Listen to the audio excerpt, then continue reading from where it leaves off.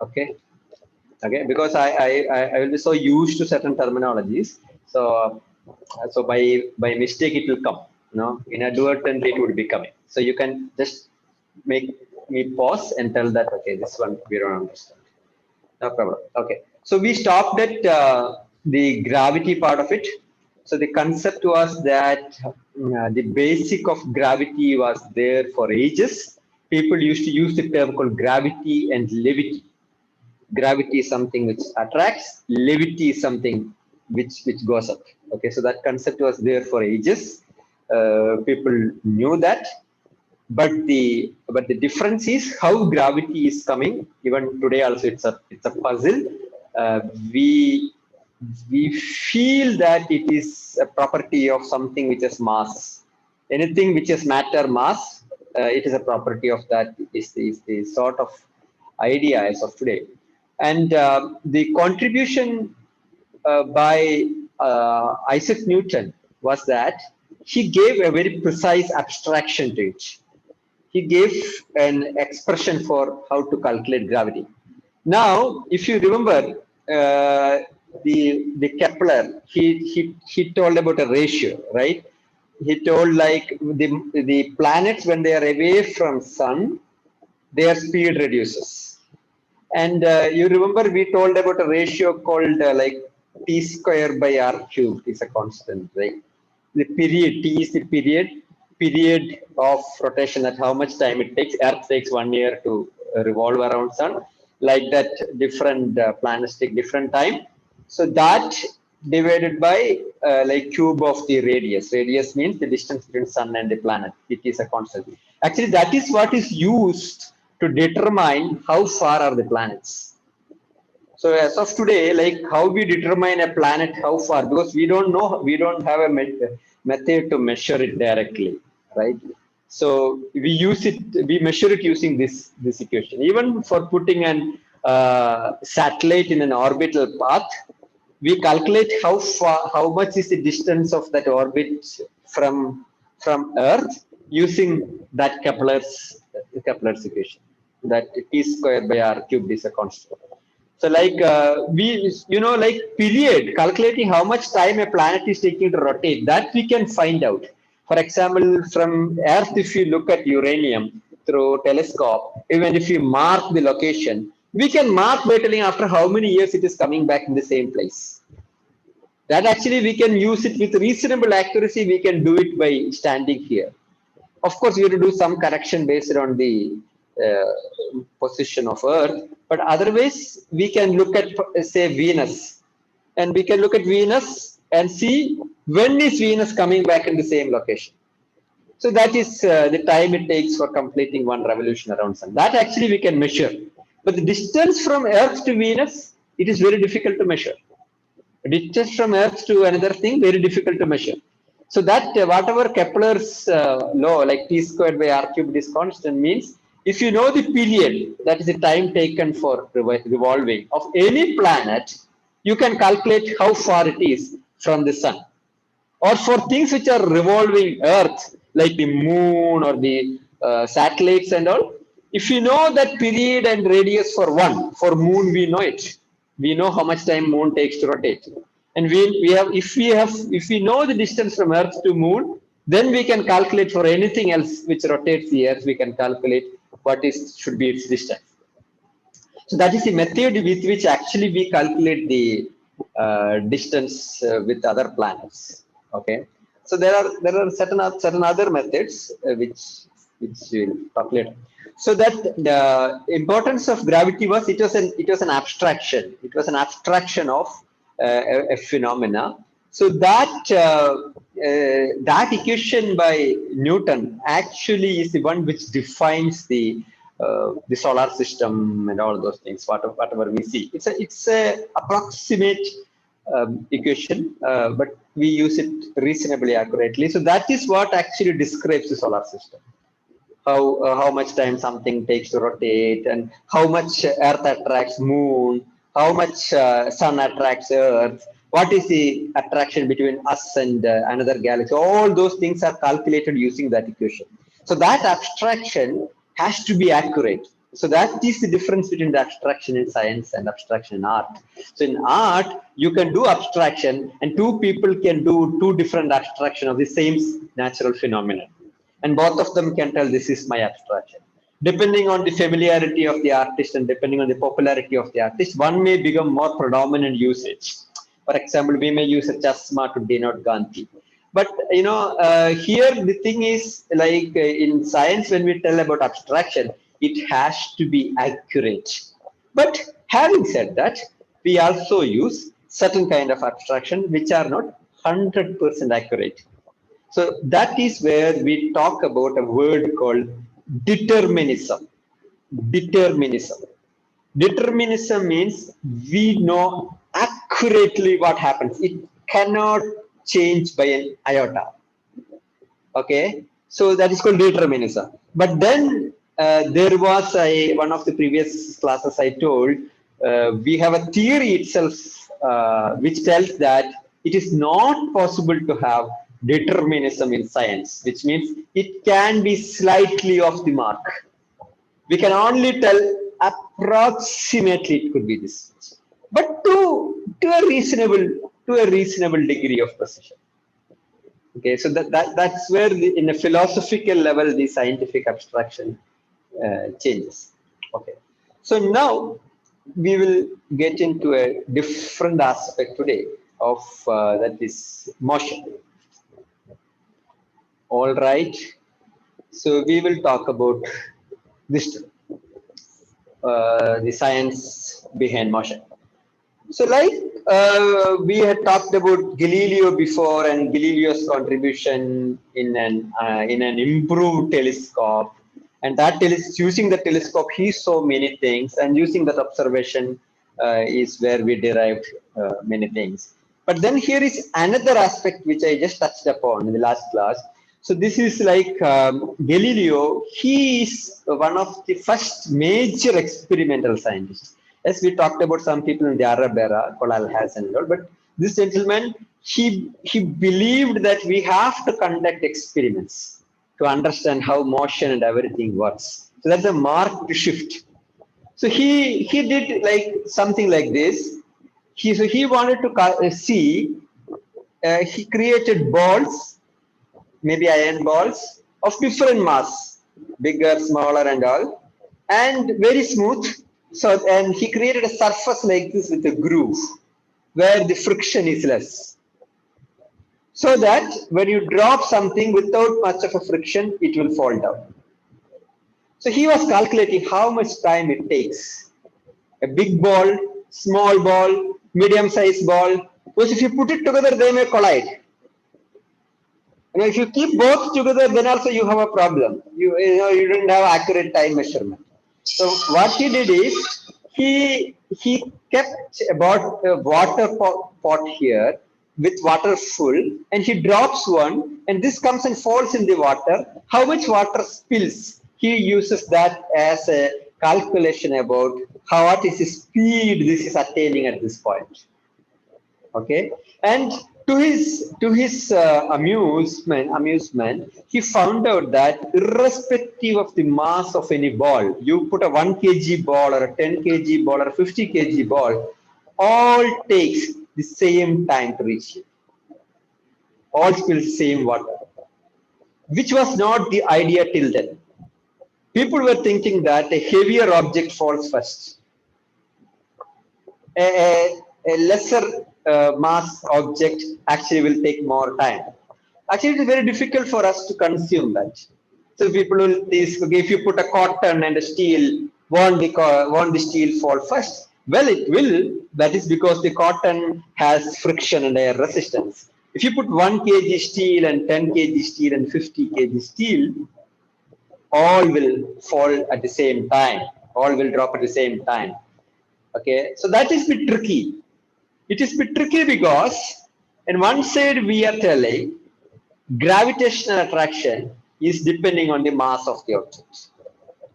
So the more heavier the object is, the more Earth will attract, or more that object will attract Earth. So the force between Earth and that object will be more if the object is heavier.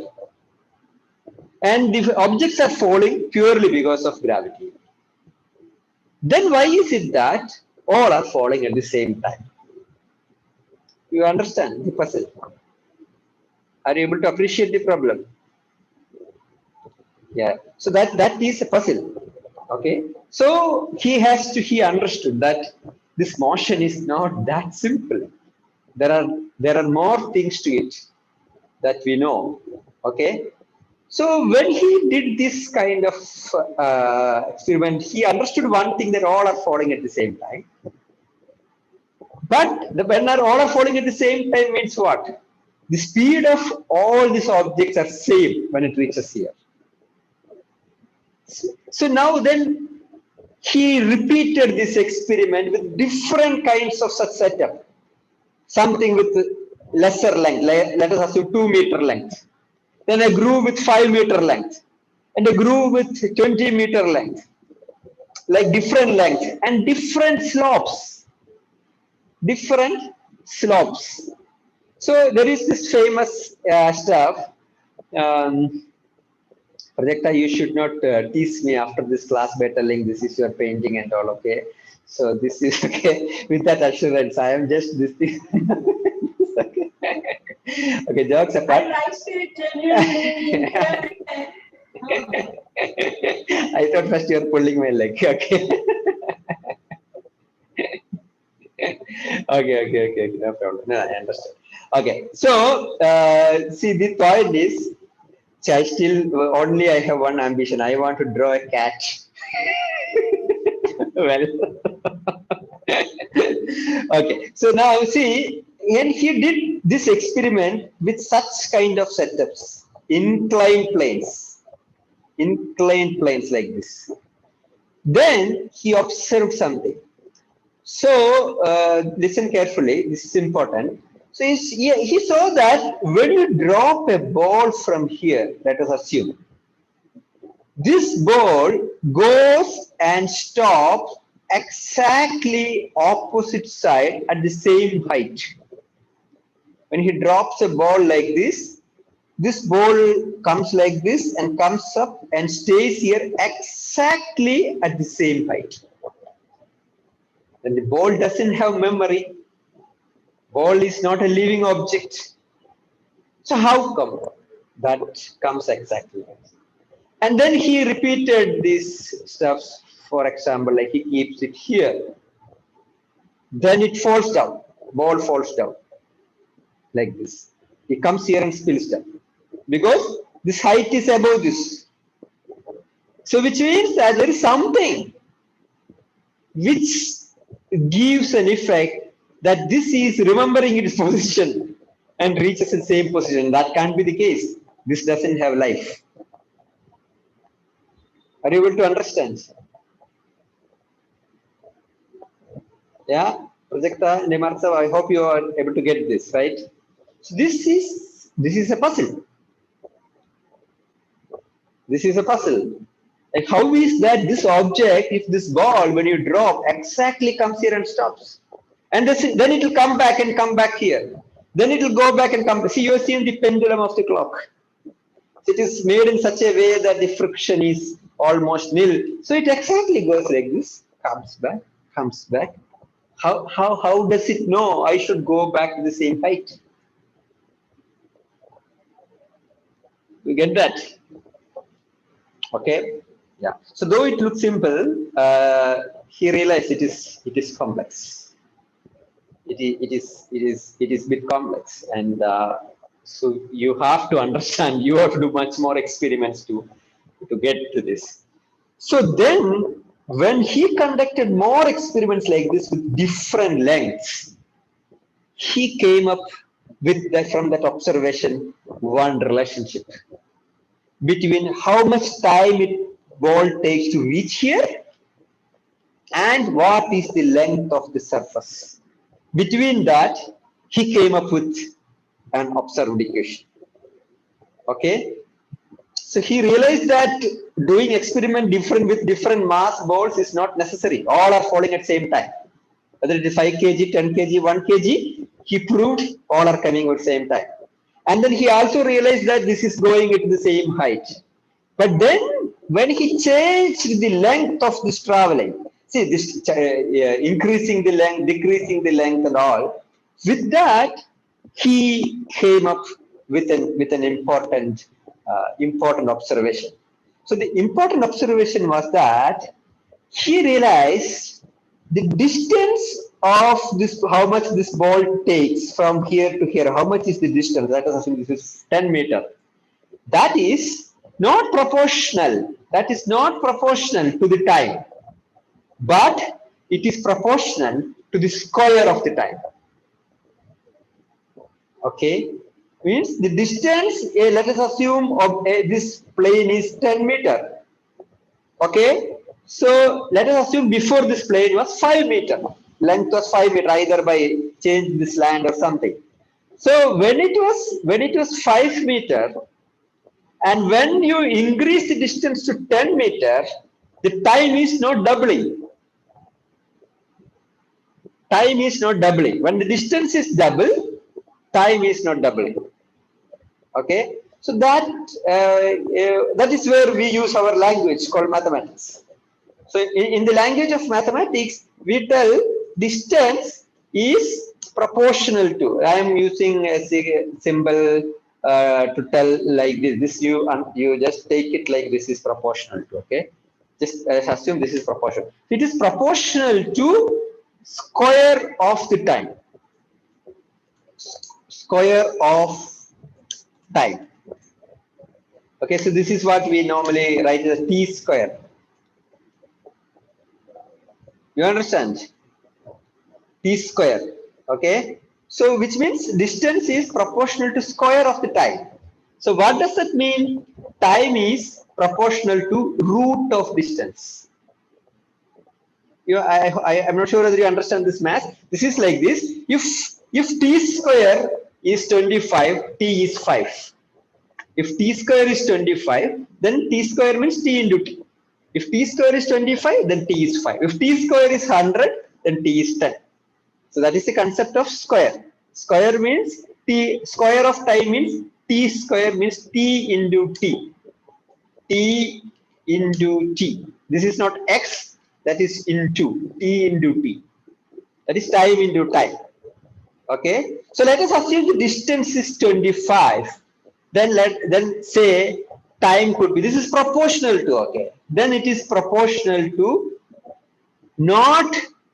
it's not proportional to entire 25, then time is proportional to root of this, that is only 5. So now the distance becomes 100. Then time is not proportional to 100. Time is proportional to only square of 100, which is 10.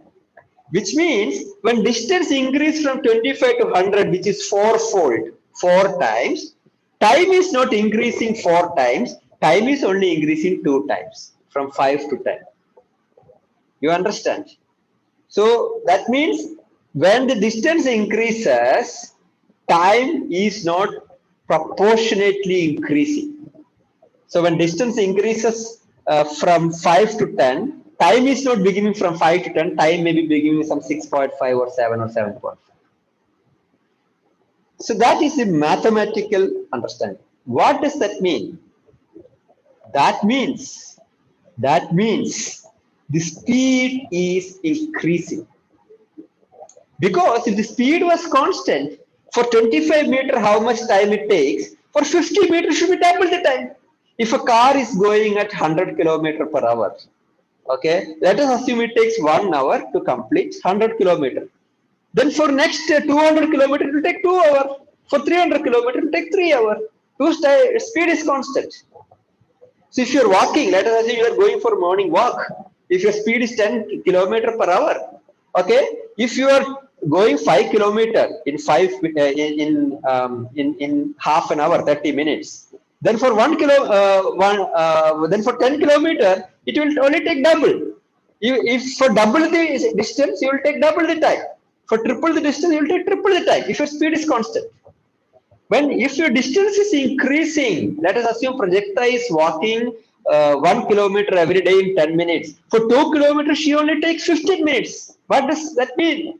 For 3 kilometers, she takes only 17 minutes. What does that mean? That means after the first kilometer, her speed is increasing. You get that? That means her speed is increasing. Okay, so that is what he realized, that the speed of the ball is increasing. Okay, so right from the word go, from the first point itself, speed is constantly increasing. Constantly speed is increasing. Right? This was something phenomenal. That when you drop something, its speed is increasing. Another thing is that increase is constant irrespective of your mass. For a 1 kg ball or a 10 kg ball or a 100 kg ball, that increase in speed is constant. Okay, so that was his inference. Do you understand this concept? Or was it too tough? Okay, right. Okay. So now this is what we call as acceleration. This is what we call as acceleration. And due to the gravity, what acceleration? We call it as acceleration due to gravity. Okay, but acceleration can happen because of any reason. Like for example, if there is a ball like this, you hit the ball, a cricketer hits the ball. What happened? It accelerates. It accelerates as long as his bat is with the ball. After that, its speed reduces because of air resistance. Because of air resistance. If the batsman was hitting in the space, the speed at which the ball left the bat, it will continue in that speed. If you are in space, the speed at which the ball left the bat, it will continue. But as we are playing cricket in the earth, because of the air resistance, the speed will slowly reduce. Yeah, but the ball, when it comes to him, the ball was going in this direction, and this guy hits it in the opposite direction. So he accelerates it. So first he reduces the speed of the ball, breaks it, and it becomes zero. And in the bat itself, he increases speed in the opposite direction and goes. And you know, like some of the smart cricketers now, they have a shot called paddle shot. Have you seen this? They will they will hit it in the direction of the ball. Like the ball pitches and comes, they will just paddle it like this. Then you know you don't have to apply that much force because it is go. You don't have to see the other shot. Like if you hit the ball straight against, you have to first break it, and its speed should become zero, and then it should increase in the opposite direction. That much action is happening in that hit. But some players, you know, they will just move from the crease and just paddle like this. That means they're just taking it. You know, you have to just touch with the bat like this. You're seeing Shavag and all playing a tuck like this. So you are not changing the direction. So you don't need much force.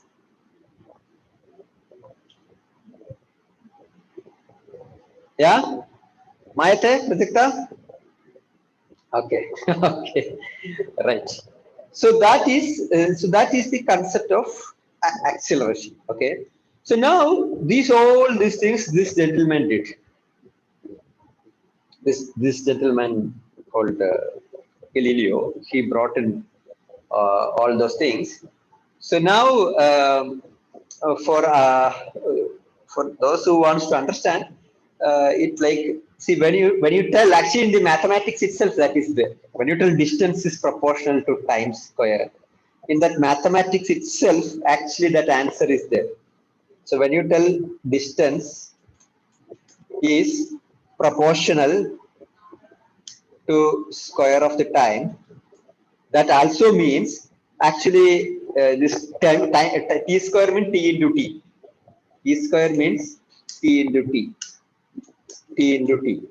Okay. So actually in maths you can take one t to the other side. In maths you can take one to the other side. So this multiplication t, when it comes to other side of the equation, it will become division. Okay. So this will become distance by time is proportional to time. One t is kept here, one t is brought the other side. Now this distance by time is speed actually.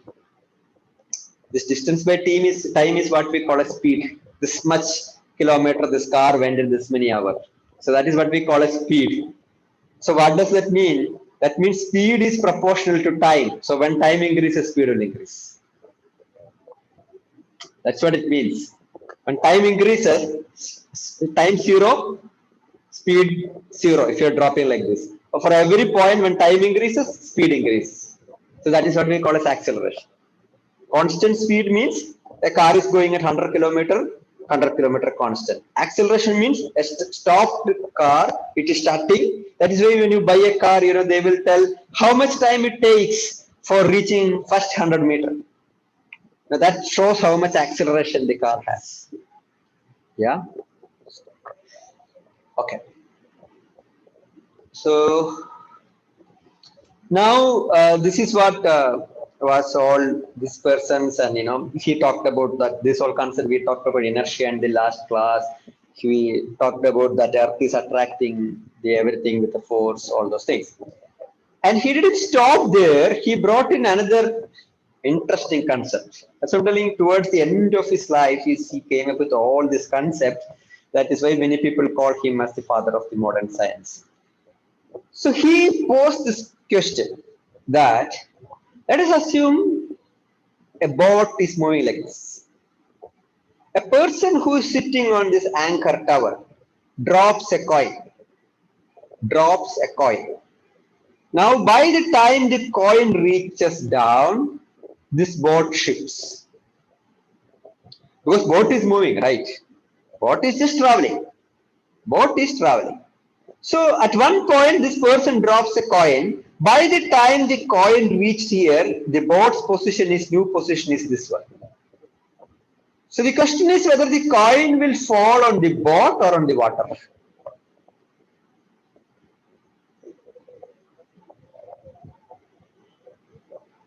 Because by the time the coin reaches this position, this boat is not here, boat is here. So will the coin fall on water or on the boat? Want to attempt?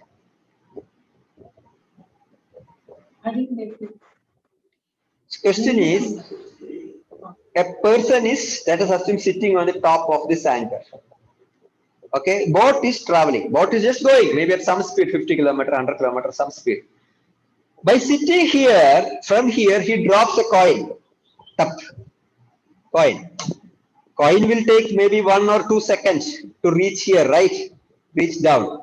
But boat is traveling. In the 2 seconds, boat position has shifted. Boat is here now. Boat is not in this old position. So will this coin fall on the boat or no? Because boat is moved here, it will fall on this water. Depends on the speed. No. A boat is here now. Ball in the boat. Ball in the boat, Arun says. Reason? The ball is also traveling with the boat. Yeah, okay, beautiful. So that is the point. Like if I tell another example, you will get it. You are going in a train. And you are going in a train. You put a ball like this. Will the ball come back to your hand or will it go to backside compartment? Or the person sitting behind? It will come to your hand, right? Okay. What happens if you are sitting on the top of the train? You put the ball, it will come to your hand, or it will go behind. थोड़ा सा पीछे जाएगा. Yeah. So that is the tricky stuff. Okay. So what happens is, if there are no other interference like air resistance and all those things, it will come to your hand. That is because when train is going, let us assume train is going at 100 km/h. For you, the person sitting in the train is also going at the same speed of the train. So for whom train is going at 100 km/h? It is for a person who is standing outside, not for you. For you, train is still static. For another train, which is going at 120 km/h, you are actually going backwards at 20 kilometers. You will feel like the other train is going backwards when you overtake. So that is what is called relative motion. The concept of relative motion is that you are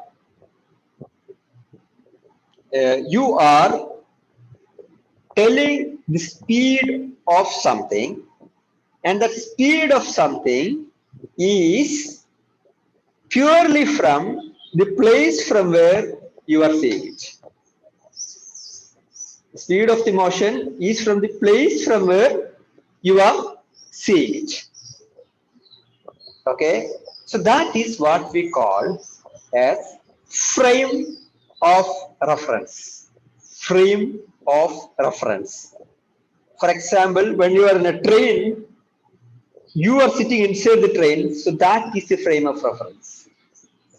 Okay, so whenever you tell, I saw Venus moving at a speed of 45 kilometers per second. So you can't take it at face value unless and until you ask the person, where were you at that time? Where were you? Okay. You are sitting in earth which is going in the same direction, or were you sitting in sun, near sun, which is going in some other direction? You understand? So that is what is called relative motion. See, that is why traveling by flight is possible. Otherwise, traveling by flight would not have been possible. Because when the flight takes off, Earth is going at a faster rate than a flight. So flight can never overtake Earth speed. Otherwise, when a flight goes like this, by the time Earth will move and flight should go to the other direction. We can never travel in the same direction of Earth. But that doesn't happen because when a flight takes off, the speed of the flight is the same of Earth speed. So when we tell that a train is going at 100 kilometers per hour, for a person who is sitting on the moon, he will see Earth is rotating at some speed and train is rotating at some speed which is Earth speed plus 100 kilometers per hour. Understand? Yeah? Okay. So that is called the concept of relative motion. So there is this famous cannonball experiment. So the question was that you have a cannon which fires. So you have a bullseye. So the cannon hits. So when the bullet goes and by the time it reaches that maybe 50 meters or so, and that hits that bullseye, by the time Earth is moved, right? So will it hit the bullseye? It hits the bullseye. Then why it hits? You know. So that's all things. This person called Galileo, he brought a lot of clarity to that. Okay, now this is extremely important. This concept which we told called Galileo's relativity. This is very important.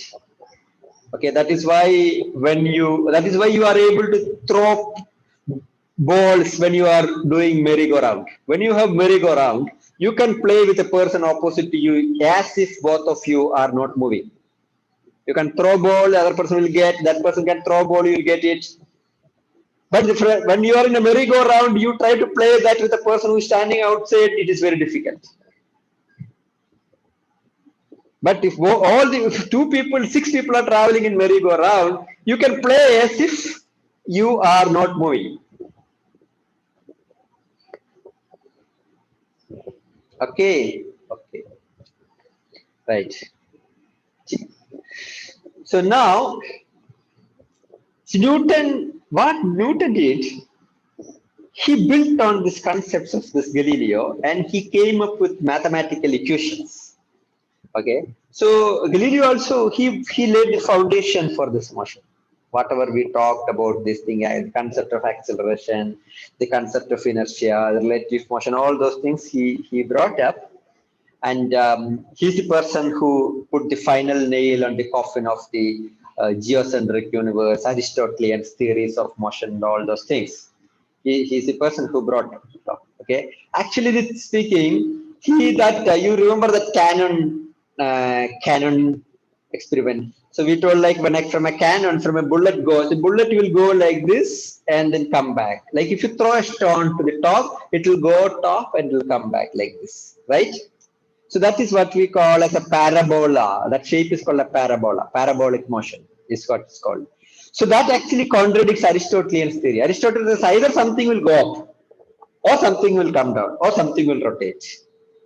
So this Galileo's theory that there is this parabolic motion, like if you throw a stone, it will go to the top sometimes and it will come back. So that actually breaks all these theories. Okay, actually these all are huge inventions. Something just built through 1,000 year, 1,500 year, 2,000 year, and all are hit, one by one by one by one by one in a short span. But you can't tell it's all because of him. He has learned a lot from previous people, and he adds it to that. So now we talked about gravity. So now when Newton came up with this equation of gravity itself, actually that poses a very big puzzle to the concept of universe. Because the moment you tell that everything attracts everything else, Earth attracts Moon, Venus attracts Earth, Venus attracts Sun, Sun attracts Venus. So all these things are attracting each other. So which means then the question is, how are these things at the same position? Why are these not going and bombarding? And then that we told that in the previous class that there is an equilibrium, something was moving at its own pace. So there are two kinds of motion. One for the Earth has a tendency, or any planet has a tendency to go in a straight line, then sun's gravity attracts it. So that balance is there. But then this balance can tilt even if any of the planet has shed some of its mass, or any small incident can tilt this balance. And that can happen something like a traffic chaos in a highway. One thing goes and hits another one. Traffic was going smoothly, then that will go and hit the other one. That can go and hit the other one. Why is it not happening? How can everything be in such a perfect balance?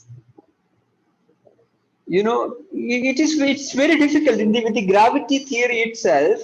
If something, a meteor or something moving, it can come and hit you so that your mass increases. So the force of attraction between you and moon increases, and that can impact something else. So in a fraction of a second, all these things should collide, and this balance should go. Newton also knew this, but then he refused to believe it.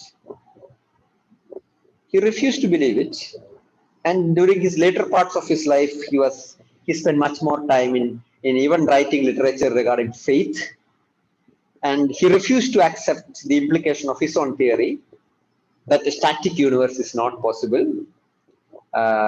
So one more instance when extraordinarily brilliant people also get succumbed by their prejudices and faith, that they could have, like, of course they are great people who develop so much of theory, but at certain junctures they also take like, oh no, how can universe not be static? You see, the moment you tell universe is not static, it will open a Pandora's box. If you tell universe is not static, it is dynamic, then the question is, who is making it possible? What are the implications? Where from the force comes? Where from the energy comes? So they all like to believe, no, this is in a perfect state of balance from time immemorial. But actually, his theory of gravity itself, as per that itself, it is not possible. Are you able to appreciate that? It is very philosophical, actually. Static universe means universe is static. Everything is built and it is in a perfect balance from time immemorial. If you look at the solar system, the the property of being static is not very long. It hasn't been long lasting, right? It took a while to get in alignment, right? Yeah, they were not knowing at that time, or they refused to believe it. You're right. But they were not. See, what you are telling now is because some people came and told this is not a static universe. From there only this thought comes. See, the point which you told how solar system form, if you have to make a honest inquiry into it, you have to accept that this was not like this. That is a starting point. If you tell that the world was like this from time immemorial, period, nothing more to inquire, right? Yeah. Yeah. Okay. Okay. So philosophically, they decided to follow the meta science that universe is static till Newton's time. Okay. Okay. Able to get it, Prajakta? Martha sub, you're able to get that? Yeah, I got it, but then as you said, it was philosophical. Then how did they accept it? Ah, that is later. That is later. Not in his time. Not in his time of. Not in his time. Not during his life. His life.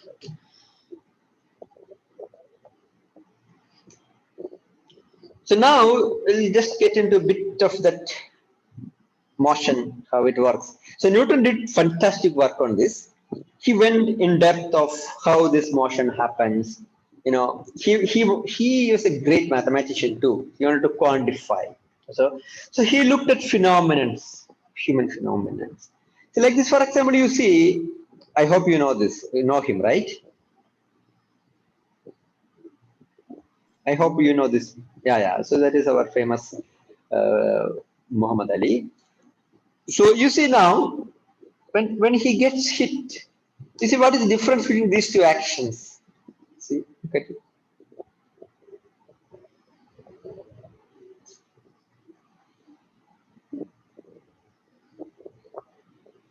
These two boxing actions for the person who is receiving, Muhammad Ali or this guy, you know who will get hit hard and why? Muhammad Ali is successfully evading it, and the other guy is not capable of doing it. Yeah, yeah, yeah. So he's evading means what? He will get hit. See, Muhammad Ali will also get hit because his movement of face and the difference between his movement of face and his hit. This I think this is Larry Holmes. So that will decide. But he will get hit, but the impact would be lower. Mhm. So when you get hit, no, if you just stand like this and if you move, the impact will be lesser. Yeah. Same here. See, when you take a cricket catch, you know, that is why when you take a cricket catch, when you just take a catch like this, and when you take a catch like this, you know, they will always teach you withdraw. Why do you think?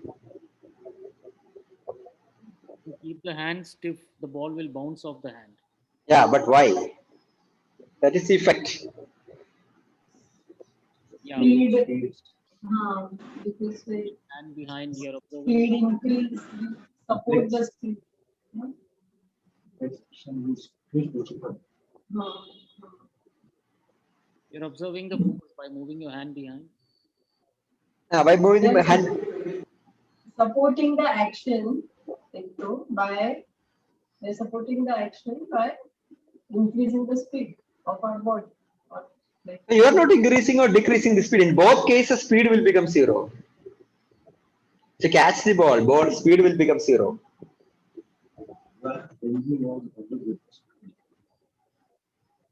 बोला ना हाँ तो मतलब अगर ऐसे ही रह गए तो ऑफकोर्स लगेगी ज्यादा.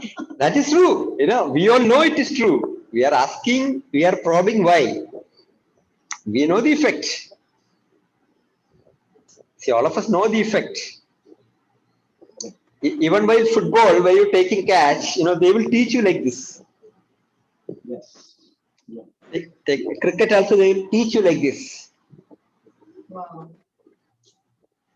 Okay. So now, actually what happens is the time you take to reduce the speed matters. You are reducing the speed to 0, but the time you take to reduce the speed to 0, it matters. Okay, so that brings us to the fact, like when you tell that somebody hits you, it gets hit. What is it that impacts? What is the critical thing there? For example, a cycle comes and hits you at 20 km per hour. A car comes and hits you at 20 km per hour. Which will hit you more? Which will impact you more? Obviously, it is a car, is it not? Why?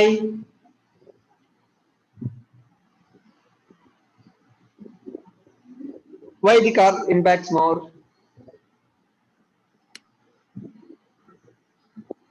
Speed ज्यादा है ना car का, speed same है, cycle और car का speed same है, 20-20 kilometre per hour. तो उसका वेट ज्यादा है। हाँ, उसका मास ज्यादा है, उसका मास ज्यादा है तो वेट भी ज्यादा है, right? So it's now you assume a cycle comes and hits you at 10 km per hour, another cycle comes and hits you at 20 km per hour. Which will impact you more? Speed ज्यादा है। So जिसका speed ज्यादा है, it will impact you. See, we all know this. We know this is the effect. So the simple thing is, there are two things which matters how much something will impact you. One is its mass, second its speed. Right? So when something comes and hits you, for example, अपना सिर पे कुछ गिर गया है ना, Newton का सिर पे एप्पल गिर गया है, मींस कोकोनट गिर गया तो शायद वो लॉ नहीं आता था actually. So one is the mass of it, second is at what speed it hits you. Even a lorry comes and hits you. If lorry was at 5 km per hour, the impact would be less. If a car comes and hits you at 50 km per hour or 100 km per hour, it will affect you more with that compared to a lorry which comes and hits at 5 km per hour. So two things matters. One is speed, another thing is called mass. So the combined effect of these two is what impacts. Okay, so we call it with a scientific name. You might be familiar. So the combined effect of this mass and the speed is what decides how much is the impact on it. Okay, so in science, that combined effect, you want to attempt?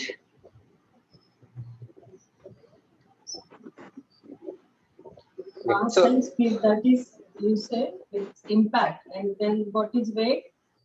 no, it is mass and the speed, the combined effect of these two. So that is what we call as momentum. Momentum. So even in English, we use it. I know means momentum acha hai actually. Or team ka momentum acha hai means. So many of the science words actually we use. Even gravity we use by telling that situation thought ka thoda gravity zyada hai. We tell for 10 situation. So we use all these scientific terms in day-to-day English also. But when he speaks, there is a gravity to it. we will use such words. Even momentum also we use. We're telling that acha momentum mila. Now after this guy taking over, momentum is good. We tell like that. So actually, it means these two. The combined effect of these two, mass and the speed, is what is called momentum. Okay. So now this gentleman called Newton, he told, like, when you tell something impacts you or something affects you, so that actually what is happening is how much force, he introduced this new word called how much force you have to apply to stop the ball is what decides how much is the pain in your hand, or how much force you have to apply on the car which is coming and hitting you is what decides how much you will get hurt, or how much force you apply on that car which you are pushing will decide how much is the sweat on you, or how much is the push on the car. So he introduced that new term called force. Okay, and he gave a definition to it. So his definition, yeah, follow. What could be the difference between force and speed? Force is given. Force is given. Speed is the distance traveled in 1 second. Speed is the distance traveled in 1 second. It's called speed. Or 1 minute or 1 hour, depending on whatever unit. Okay. Force, he introduced a new term and he defined the force. He told that you are getting this impact, you are telling America pain or you tell that I kept something on the table fell down, or this building fell down. So what it means is it is not able to handle that force. So what he defined is the definition for force is, so we told momentum, a car comes and hits you, what is the mass of the car and what is the speed of the car. That product of that is what we call as momentum. Okay. So when a car comes and hits, let us assume a wall, when the car speed becomes zero, the momentum also becomes zero. Mass doesn't become zero, but when speed becomes zero, the momentum combined becomes zero. Mass into speed, it becomes zero. Okay. So now the definition of force is, what is the change in momentum in 1 second? For example, something, let us assume a car is coming at 50 km/h and the car stops in 50 seconds, which means in every second speed is reducing 49, 48, 47, 46. So what happens? Your change of momentum in 1 second is very less. That is what happens when the car, when you are trying to brake the car through a sand dune. What happens is the speed is reducing slowly. So the change in momentum is happening slowly. Finally, this momentum becomes zero. Finally, the momentum becomes zero. But it happens slowly. It happens very slow. Okay. So that is what this gentleman, he brought this concept by telling that it is the change of the momentum which is happening in 1 second. That is what is called force. Okay. So what happens is, let us assume this ball is coming. So this ball is who is coming at this time? Yeah. Okay. Yeah. So let us assume this ball is coming to you. Let us assume this ball is here. Okay. So assume that this ball is coming at, let us say 30 meter per second. 30 meter per second is the speed. That is speed. And 1 second 30 meter. That was the speed at which the ball was coming. Okay. Let us assume for UTC 30 km/h for ease of this. Let us say 30 km/h was the speed of the ball coming. Okay. So now he has two things. One is he puts the hand exactly like this and stops. So what will happen in a fraction of time, in a split second, the speed becomes zero. Okay, so the change in momentum happens in a split second. Ball mass doesn't change, speed becomes from 30 to 0 in a split second. So as per the definition of force, in 1 second, how much is the change in momentum is what is called force. That much is the force you are applying. Now let us assume instead of split second, you are just withdrawing it like this. You're just withdrawing like this. So let us assume it takes 3 seconds or 2 seconds for the speed to become zero. Then what happened? Momentum, final change in momentum is same. Starting momentum was 30 into its mass. Final momentum is 0. But at every point of time, the force which you apply is less. You understand? Understand? Right? So now I will just go one more step and tell the maths of it. If you don't get it, don't bother about it. Understand this much, that we told now that momentum is called mass into speed. Actually, speed, I am using the word velocity. Have you heard this word called velocity? Okay, or use speed for easiness. Assume speed. Okay. Mass. So this is one thing which you establish. This all of us know by effect. All of us know by effect. Something, a lorry comes and hits you, more mass, you have a more impact. Faster it comes, it has more impact. That we know by effect, but this is the theorem called momentum is what matters. Okay. Now the second thing what we are telling is, let us assume in the case of the cricket ball, for the cricket ball, let us assume the uh, mass of the cricket ball was, assume 1 kg for ease of calculation, it be much smaller, 300 gram, but assume 1 kg. Assume its speed was some 30 kilometer per hour. I'm not taking the units into consideration and all, just for understanding the maths. Okay, don't bother. Actually we have to use the same unit and all. Forget about it. So now that is the momentum of this cricket ball when it was coming to you. Okay, the moment of freedom when it is coming to you. Now the end momentum, I will call it as starting momentum. Now the end momentum is, mass is same, mass doesn't change, but the speed becomes zero. Whether you hold like this or hold like this, speed end momentum is same, zero. So the momentum is changing from 30 to 0. So that is true in both cases. But the difference is, in the first case, when you are holding just like this, what happens is, so he tells in the first case, the force in the first case is this change, 30 minus 0. It was 30, it became 0. In how much time it happens is what is called force. In 1 second, how much is the change in momentum happening? That is what is called force. So that is the definition Newton provided. He invented that word. He gave that definition. So it is like a car moving. Let us assume a car moving 500 kilometers in 5 hours. What is its speed? 500 divided by 5. If a car travels 500 kilometers in 5 hours, speed is distance traveled in 1 hour. 500 by 5 or 100 is the speed. Similarly here, 30 minus 0 is the change in momentum.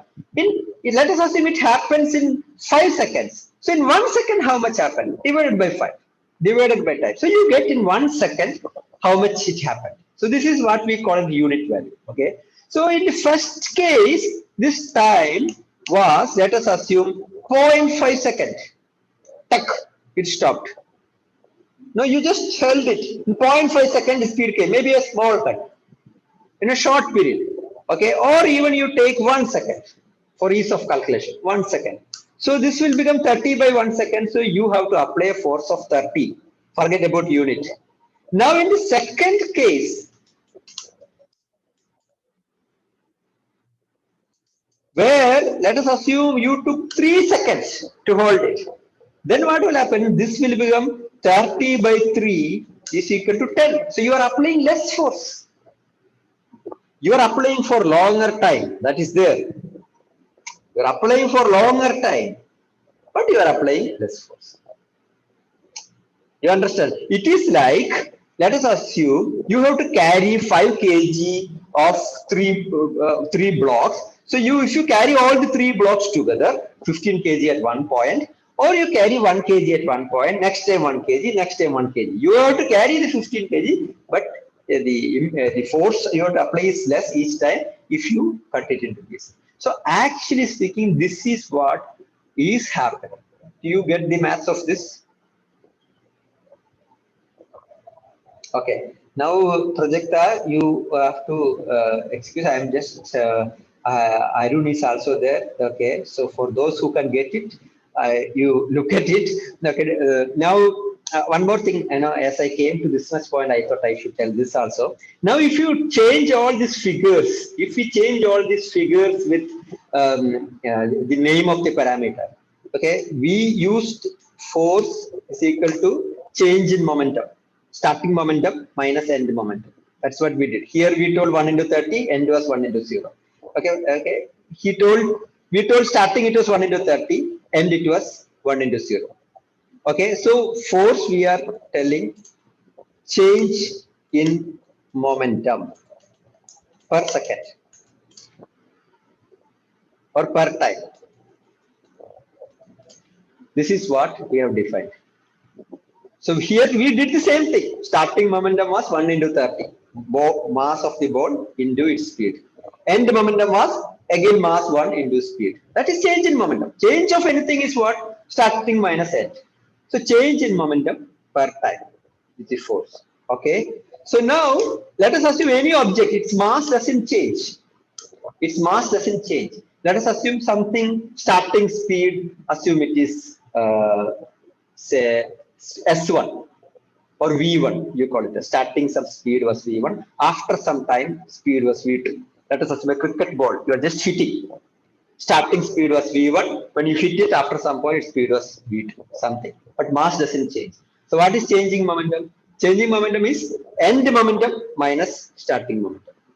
Okay, so that is what we call as end momentum. If you tell m is the mass, if you call end momentum is v or v2, you call minus starting momentum. If you take it as v1, which means a ball was going at a speed of v1, mass is m. You are just hitting it. Its speed is increasing to v2. So end momentum was mv2, starting momentum was mv1. So this is what impacts you. So when the ball speed increase, when it comes and hits you, it will impact you more. Okay. So now this divided by time. This is the equation for force. Okay. I will do one more step. I will take the m out and will put this as v2 minus v1 by time. Right? This m you can take out. V2 minus V1 by T, what is that? Any idea? Change in speed by time.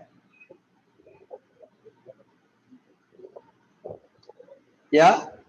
V2 minus V1 is end speed minus starting speed by time. That is changing speed by time. That is what we call as acceleration. So this is the world famous equation called F is equal to ma. And this changed the world. So the biggest contribution of Newton is he gave this simple equation, simple abstraction of motion. So now you know, if you have to build a house, if it has to withstand so much of force, so much of wind, or if 100 people will stand, you can calculate how much is the weight. Now you can exactly calculate what is the force you have to apply. If you have to build a car, if you want it to go at this much of a speed, now you know exactly what kind of an engine required. So because you know how to calculate what is the force required. So everything what you see today, almost everything came from this path breaking equation. It looks very simple. It is force is equal to m into a. You don't have to know how it has come. Okay, but you understand this much that there is a factor called time here, which is coming in denominator, which means when you prolong the time, the force will reduce. Yeah, but this is a landmark abstraction, which I think humanity today is enjoying the results of this thing. Our mobility, our movement, the strength of material, how you will send a satellite, how you will make a building, right? So if you see, that is the difference between a human and an animal. Okay, so even an elephant also know that to hold a larger wood or larger plant, a larger tree, it has to apply more force. It knows. Even ants know that if they get a heavier stuff, they will call panche people, "Aajao bhai," uda dete. But it doesn't know this equation. How much force is required exactly? They go by trial and error. Okay, and we know this equation because we had a developed brain, because our people engaged in activities other than what animals do, which includes art, culture, and everything.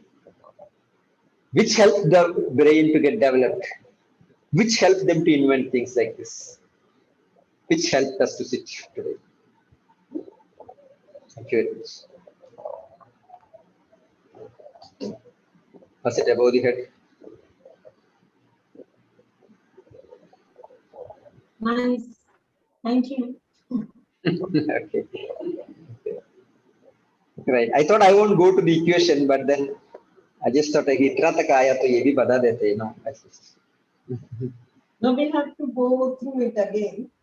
Yeah. Send us a link and then it's not that Easy to understand. yeah. Yeah. No. Nice. No. The purpose is not to help you to derive equation. Purpose was for you to know that this is getting derived from very simple things which you know. Sir, क्या Imrat sir please मेरे को नाम से बुलाइए please. whatever you are teaching us, so you are, sir. So what I want to say, what I want to ask you, you can take 2 days miss or 2 times about sound. Will you take On sound. on sound? On Two sound? sessions on sound maybe. 2 sessions Okay, on sound. Okay. on sound. Okay. So whatever, whenever you will arrange, Oh, 2 sessions, 2 or 3, whatever you feel. So Okay.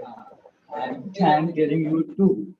Okay. But if you want to expand this or want to say more about the sound, so Okay. I am interested in that. So Okay. please inform us. We will attend it. Okay. So after we complete this part of it, this may take, I think, Yeah. three more sessions. We will do on sound one. Okay. Yes. We'll do. I have to also do some brushing up. I will do some brush up and then I will do sound. Yeah. And when we do sound, we will touch a bit of light also, because light and sound Oh, are yes. very close. Yeah. So today is the last session. No, today is not the last session. So unfortunately, when we gave that thing, that day was put only till today. So we will take 2 to 3 sessions to complete what I had originally planned. Okay. Because we reached up to the Newton-Galileo motion. So now we will get into, so next class we will get into energy. Okay, so I'm slowly, I don't want to like put too many things on one day. So like today we slowly introduce momentum, we introduce force. Okay, so the next session we will slowly introduce energy Energy. and power. Yeah, Satish, just if you will explain us some terminology again after the last session, Yeah. it will be beneficial to us because Yeah. still I am confused with the inertia. Okay. Still I am confused with the inertia. So after completing all the sessions, then we will revise the terminology. Yeah, sure. Okay. Yeah, sure. No problem. After the story gets completed, then we will revisit and you can ask questions. And probably I would request you to ask questions in our group before the class, so that I can also come prepared for that. I can prepare some slides with some images and all. Okay, so why I thought is I thought let me complete the story. It's important for you to know the story also. So it is not important for you to know the derivation of the equation, but I think I wanted you to know that these all are coming from what all we know, like what all we see every day, the observations which we know every day, and from that only all these things are getting built up.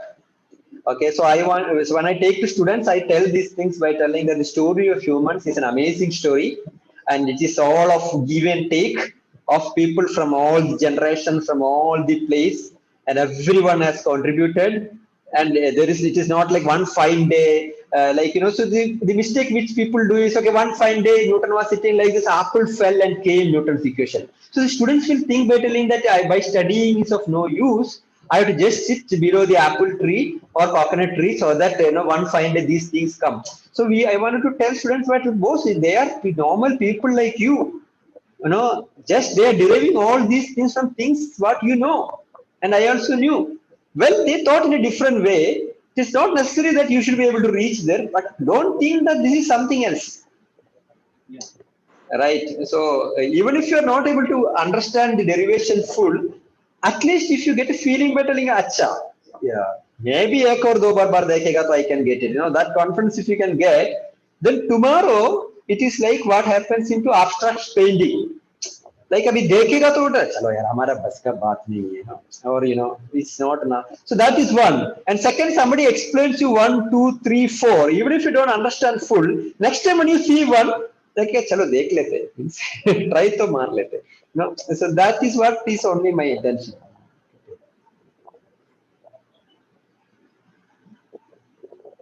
Okay. Thank So, you. yeah. Narendra ji, you came in between. You have anything to ask? You can ask.